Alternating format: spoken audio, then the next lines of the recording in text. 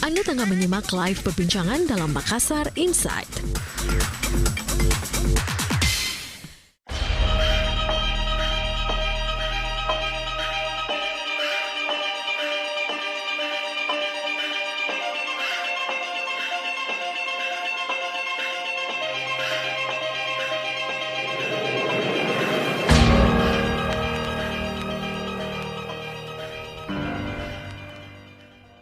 Ya, sebagai listener, gelaran Makassar International Aid Festival and Forum atau F8 tahun ini batal dilaksanakan, kendati telah ditetapkan oleh Kementerian Pariwisata sebagai salah satu event dalam South Sulawesi Calendar of Event Wonderful 2019. Dan tentunya sebagai warga Makassar, untuk perhelatan F8 ini, sebagai warga Makassar kita bangga dengan pencapaiannya, dan 2019 ini F8 batal digelar. Ini menjadi viral di medsos, smart listener. Dan untuk pagi hari ini tentunya kami juga menantikan tanggapan dan masukan Anda untuk solusi apa yang bisa dilakukan untuk kembali menggerakkan sektor pariwisata di Sulsel, khususnya di Makassar ini. Baik, untuk pagi hari ini kita sudah bersama dengan narasumber saya yang sangat luar biasa, sudah hadir di studio, Wakil Ketua Komisi A DPRD Makassar, Bapak Abdul Wahab. Assalamualaikum warahmatullahi wabarakatuh, Pak Abdul Wahab. Pak Wahab, event F8 ini masuk sebagai agenda dari Kemenpar, Kementerian Pariwisata, untuk perhelatannya, dan untuk tahun 2019 ini batal diselenggarakan. Menurut Anda sendiri bagaimana, Pak? Kan begini, di saat di tengah-tengah kabupaten tetangga kita lagi sibuk melakukan perhelatan dan mengeluarkan biaya tak sedikit hanya untuk mendapat status kalender nasional, kemudian kita dorong proses itu, kemudian kenapa tiba-tiba Makassar yang sudah mendapat legitimasi dari Kementerian Pariwisata kok tiba-tiba dihilangkan? Nah, lantas alasannya juga menurut kami itu sangat dibuat-buat, kan, seperti itu, alasan infrastruktur lah, apalah. Padahal kalau kita mau hitung-hitung, saya ini kan sudah 10 tahun di DPR Kota Makassar. Andai kan semua APBD kita kurang lebih 5 triliun itu ditumpahkan untuk infrastruktur Makassar, nggak cukup itu. Oleh karena itu menurut saya alasannya harus tepat, harus cerdas. Idealnya untuk infrastruktur sendiri berapa, Pak? Ya, kita Makassar ini kan masih sangat membutuhkan banyak hal kan. Rata-rata Makassar ini kan peninggalan, rata-rata drainase kita, contoh misalkan peninggalan wali kota Depatopo dulu kan, yang kemudian butuh pembenahan. Beberapa jalan kabupaten kota juga masih perlu peningkatan kualitas jalan. Sehingga menurut saya kalau semua APBD kita ditumpahkan ke situ nggak cukup. Sekolah kita juga masih butuh ruang-ruang kelas baru, pembenahan dan lain sebagainya. Jadi menurut saya ya sebaiknya carilah alasan yang masuk akal yang kemudian bisa diterima oleh masyarakat Kota Makassar. Ingat, F8 itu event yang kemudian ya betul lah, event, orang bilang event lokal tapi rasa nasional berbau internasional kan, seperti itu. Orang butuh hiburan di saat-saat sekarang ini, masyarakat kita ini butuh hiburan untuk kemudian mengajak masyarakat terlibat secara jauh ke dalam di F8 itu. Kemudian kita juga harus tahu bahwa F8 itu kan ide awalnya itu lahir dari Pak Dhani.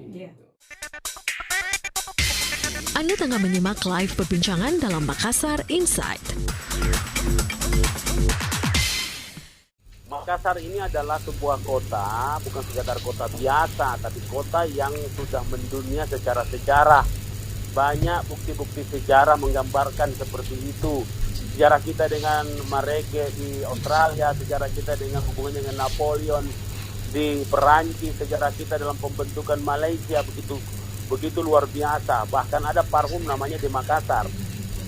Pada saat ini kita mengalami degradasi budaya, padahal kebudayaan kita luar biasa hebatnya. Maka saya selalu berpikir terbalik. Biasanya kita ke luar negeri mempromosikan Makassar. Kenapa bukan orang luar negeri yang datang ke sini melihat Makassar secara langsung?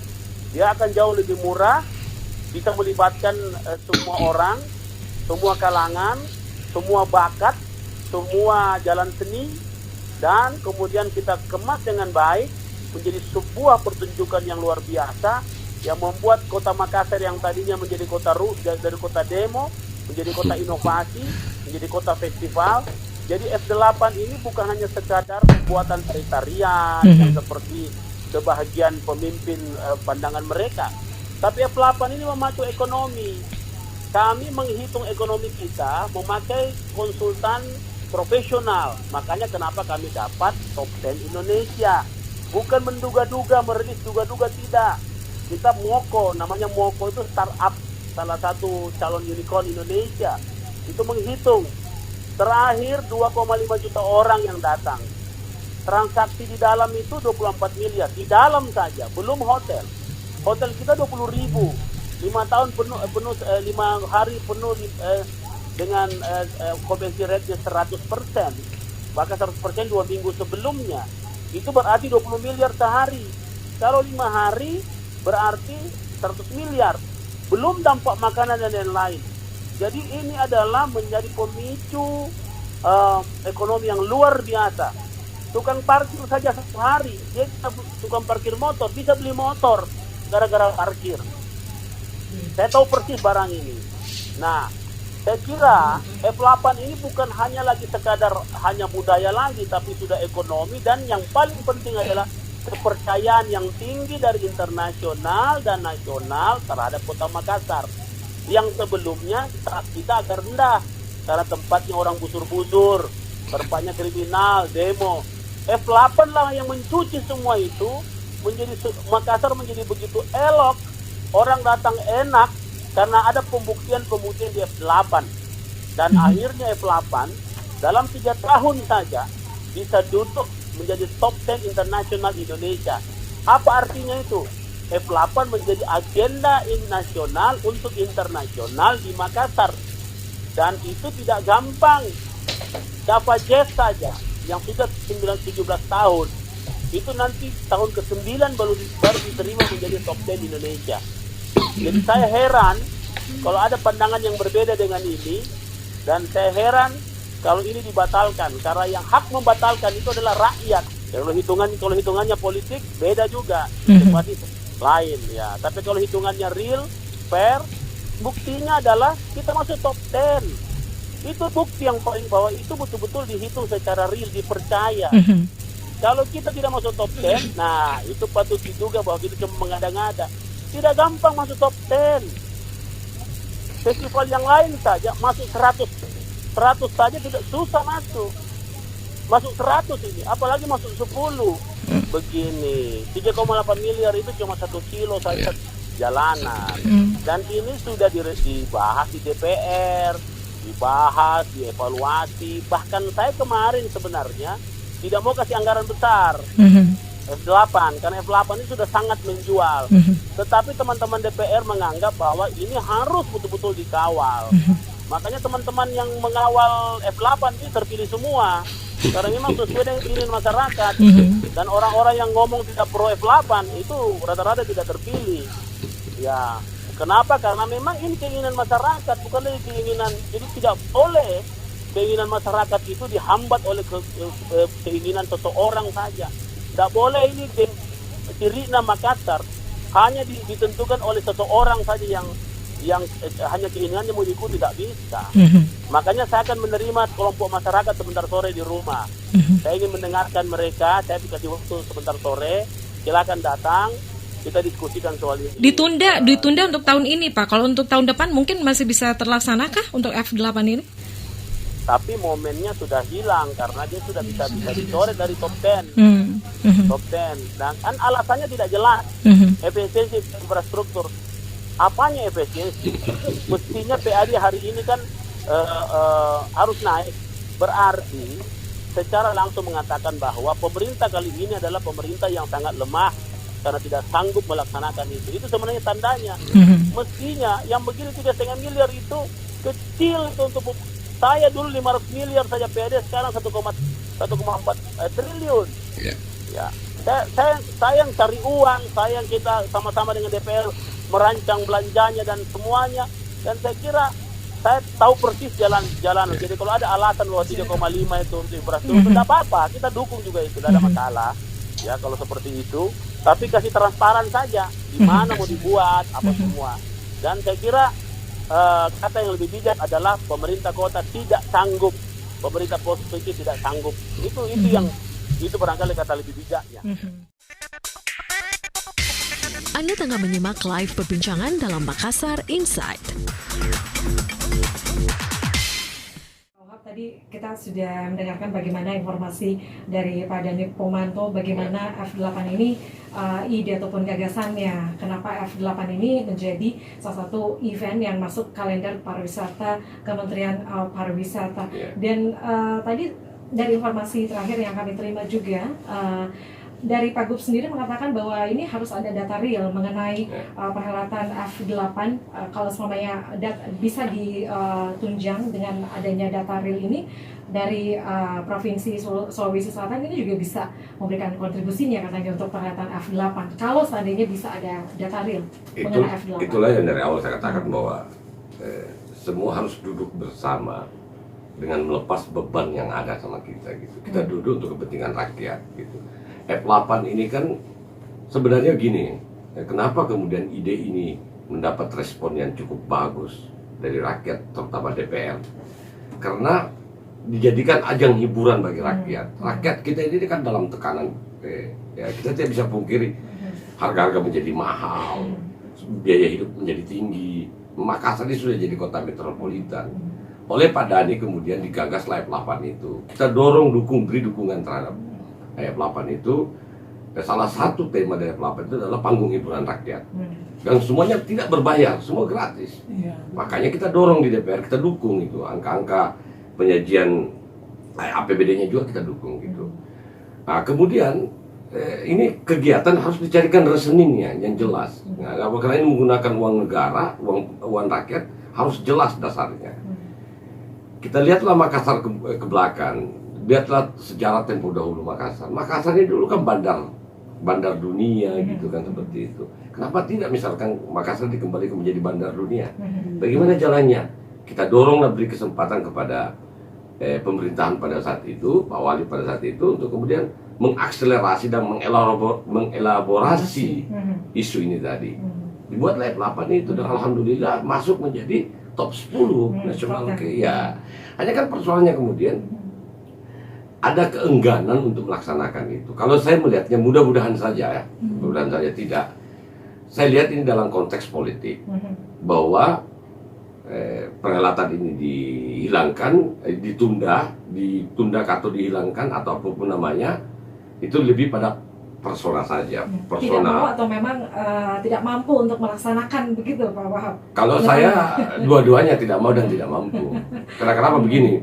Ini kan perhelatan besar, mata publik, semua mata publik tersedot ke situ kan. Jadi kalau kualifikasi pelaksananya itu di bawah standar 50 ke bawah, tidak mampu dia lakukan. Karena ini memang F8 ini ide dan gagasan besar yang kemudian pelibatan orangnya massal sekali, kolosal sekali kan. Tari-tarian yang dimunculkan juga tari-tarian kolosal. Panggung hiburan rakyat juga panggung yang kolosal sekali. Sehingga menurut saya memang dibutuhkan tim kerja yang bagus, lantas leadership yang bagus. Nah, kita berharap sebenarnya ya kekhawatiran saja. Ada orang yang takut ketahuan bodohnya kan gitu kalau dia tidak mampu lakukan pekerjaan ini dengan baik kan, seperti itu. Kalau saya sih sebenarnya menghimbau saja kepada seluruh anak bangsa ini, pada seluruh politisi, pemimpin di tokoh-tokoh masyarakat di Sulawesi Selatan dan Makassar, bahwa kita belajar dari pengalaman sejarah saja. Tidakkah Tuhan katakan kepada kita bahwa kejadian yang menimpa umat-umat terdahulu itu adalah pelajaran bagi kita semua. Itu sudah sempurna. Apa kalau bercermin dari perintah Tuhan seperti itu? Kita lihat zaman rezim Soeharto. Rezim Soeharto itu semua orang sepakat rezim otoriter. Tapi faktanya kemudian Pak Harto tidak pernah punya niat dan perilaku yang ingin merubuhkan Monas, ingin merubahkan patung-patung yang ada di Jakarta. Tidak punya niat atau sama sekali ingin merubahkan Istiqlal. Bahkan patung yang sangat kontroversi pada zamannya tahun 65, pada saat itu patung Pancoran itu Pak Harto tidak merubuhkan, maka dipercantik dan dan lihat waktu zaman Ali Sadikin orang kenal sebagai Bang Ali itu sebagai bapak pendiri Jakarta, bapak pembangunan Jakarta. beliaulah yang menggagas Pekan Raya Jakarta.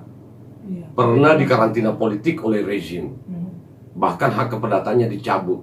Tapi tidak pernah kita dengar Pekan Raya Jakarta itu berhenti. Tidak dilaksanakan. Sampai hari ini tetap dilaksanakan. Bahkan semakin banyak pelibatan partisipasi.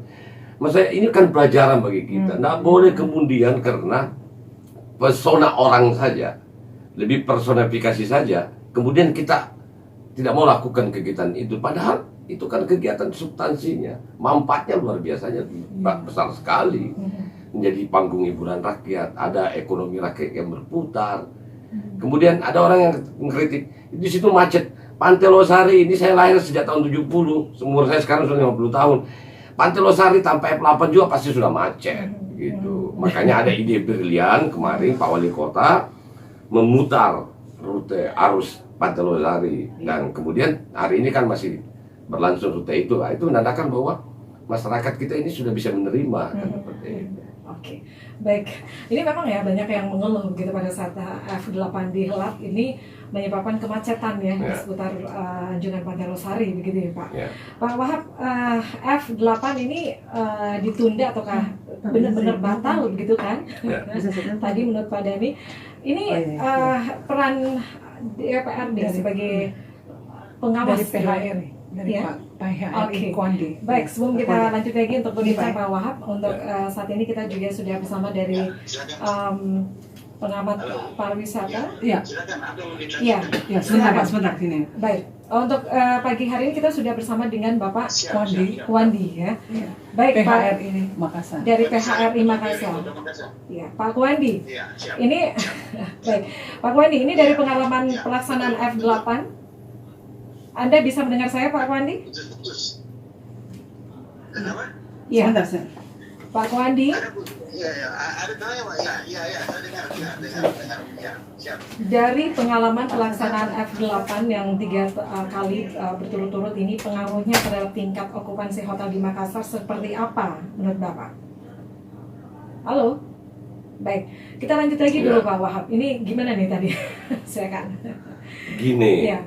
F8 itu kan sebuah gagasan dan ide besar.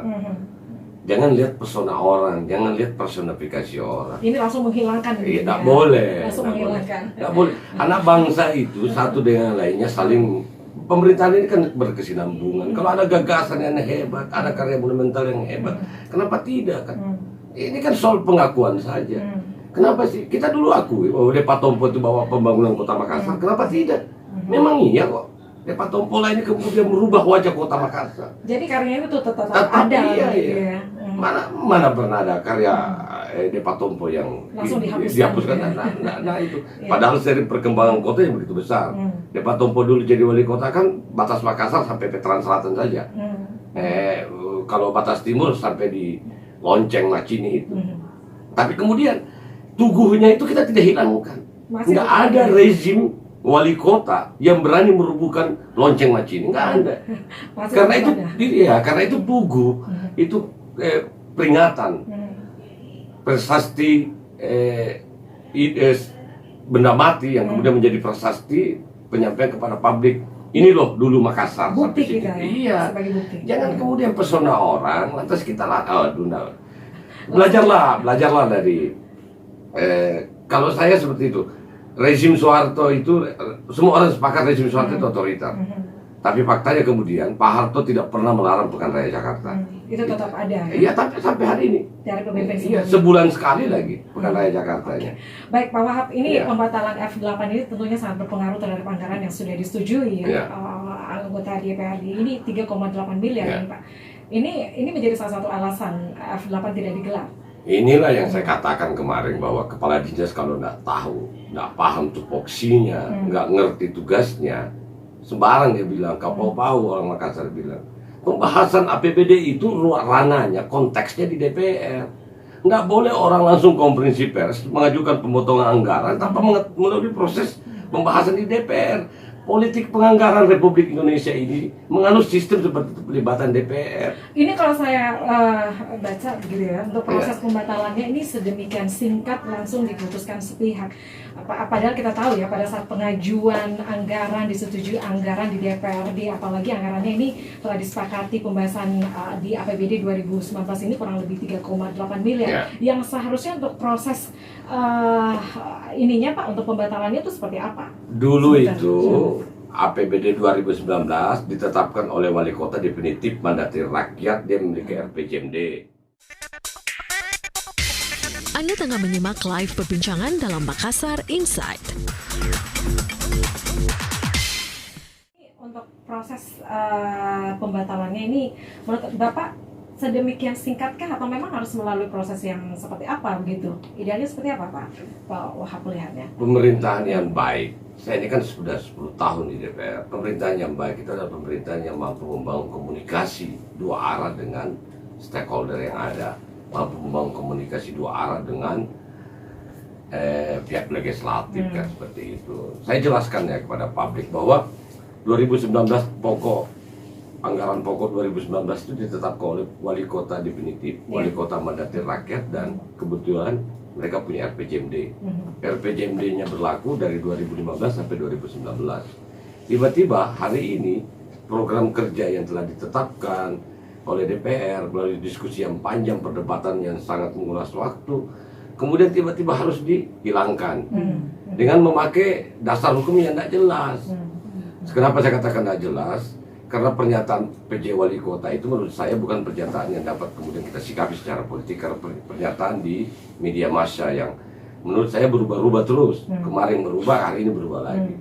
Sebaiknya penyajian APBD perubahan 2019 ini mengacu ke RPJMD saja, karena RPJMD kita masih berlaku 2015 sampai 2019. Kalau toh tidak mau, pakai RPJP Kota Makassar. Jangan pakai yang lain. Makassar ini kota, Makassar ini bersama posisi hukumnya dengan kabupaten kota yang lain. Apa itu? Mereka punya otonomi, dia punya kewenangan sendiri untuk mengatur dirinya. Nggak boleh terkesan mereka didikte atau diintimidasi. Anda tengah menyimak live perbincangan dalam Makassar Insight. Pak Wahab, ini salah satu alasan kenapa F8 ini batal dilaksanakan karena efisiensi anggaran. Nah, ini adanya pengalian anggaran ini. Gimana pengawasan? Kalau anggarannya tidak ada, jelaskan ke Dewan. Jangan konferensi pers kayak yang dilakukan oleh Kadis Pariwisata itu. Itu kan lucu sekali. Tiba-tiba belum ada pembahasan, belum ada penjadwalan di Dewan, tiba-tiba lakukan konferensi pers. Ini dibatalkan karena efisiensi. Apa itu? Dewan dulu ya. Apa dia itu? Itu kentara kan, kalau kepala dinas nggak ngerti, hanya bekerja berdasarkan perintah, dan perintah itu nggak jelas. Ya harusnya harus dirunikan dulu. Dia harus nyampaikan secara tertulis ke Dewan. Pak, ada seperti ini, bagaimana Pak mau penjelasan? Jangan ribut di media. Akhirnya jadi sepertinya kayak anak-anak kita semua kan. Ya, mau maaf saja saya katakan bahwa kepala dinas itu harus memiliki kemampuan lebih daripada bawahnya. Kalau bawahnya lebih jago dari dia, berhenti saja kamu jadi kepala dinas. Kan seperti itu. Harusnya kan disampaikan ke kita. Kenapa ini kok tiba-tiba ngomong lagi. Memang ngomongnya itu Kadis Pariwisata nggak bisa dipertanggungjawabkan. Di saat kita lagi heboh-hebohnya soal F8, tiba-tiba dia rilis berita di salah satu media online bahwa kunjungan wisata di Makassar ini, wisatawan itu 2,5 juta di semester pertama. 2,5 juta orang di semester pertama. Sadar nggak dia ngomong gitu? Okupansi hotel kita ini rendah sekali.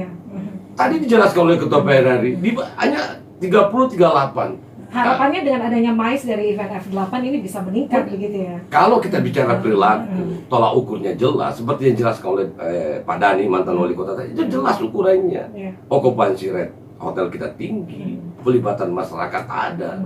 Marilah kita duduk bersama. Jangan kemudian pesona orang yang dipersoalkan. Saya ini paling alergi mempersoalkan pesona orang. Kalau saya mau mempersoalkan pesona orang, pasti saya akan kasih babak belur pemerintahan ini. Tapi saya tidak mau. Karena saya berpikir kepentingan rakyat. Biar dia dari mana, biar dari latar belakangnya siapa, tapi kalau dia mau berbuat kepentingan rakyat, kenapa kita tidak dukung? Follow up untuk satu pertanyaan Ya. saja untuk pengalian anggaran ini, bisakah seperti itu, Pak? Nggak boleh itu pengalian anggaran kayak arisan. Ini sudah nggak boleh. Begitulah kalau ya sekali lagi saya minta maaf sekali di Kadis itu kalau nggak punya kualifikasi jadi kepala dinas seperti itu. Masa kayak arisan ini karena ada program yang mendesak, program kerja apa yang mendesak, lantas ada penjelasan. Bentuk Ya, pengawasannya nanti seperti apa, Pak, dari anggaran F8 ini yang batal dilakukan? saya tegaskan, sekali lagi saya tegaskan, kalau ada penjelasan resmi dari pemerintah kota soal penolakannya, maka saya akan mengambil sikap politik yang lebih tegas dari kasus ini. Nggak boleh main-main ini uang rakyat, bukan uang yang didapat dari kiri kanan macam-macam gitu. Lantas saya menjelaskan begini, kalau PAD kita tidak mencapai target, seharusnya jangan program kerja di dinas pariwisata yang dikorbankan. Kepala dinas yang ngurusi pendapatan itu yang dikritik. Kenapa kamu gagal cari uang? Ini untuk kepentingan rakyat. Ini kan lucu sekali. Tidak ada uang, ada infrastruktur yang mendesak. Infrastruktur yang mana yang mendesak? Heran saya. Tiba-tiba Kadis Pariwisata bicara infrastruktur. Memang kau punya tugas infrastruktur? Itu tugasnya PU. Makanya saya bilang, mari kita bicara pada konteksnya. Dudukkan persoalan ini secara objektif. Kita lakukan penilaian. Jangan pesona orang yang dipersoalkan. Saya kalau bicara soal pesona orang, saya ini mahasiswa tahun 90-an, anti banget dengan rezim. Tapi saya tidak bicara soal pesona, saya bicara manfaat kepentingannya. Ada manfaat kan, ada manfaatnya untuk kepentingan rakyat. Mari kita lanjutkan. Jadi memang idealnya harus kita duduk bersama begitu, Pak, ya? Iya dong, duduk bersama, lantas kita sampaikan ini yang kurang, ini harus dibenahi. Oke, saya tidak menyatakan bahwa semuanya itu sempurna 100%. Memang perlu ada pembenahan-pembenahan. Tetapi kemudian jangan substansi, jangan kemudian ide briliannya dipersoalkan. Itu langsung hilangkan sekali gitu ya. Itu kan aduh, luar biasa.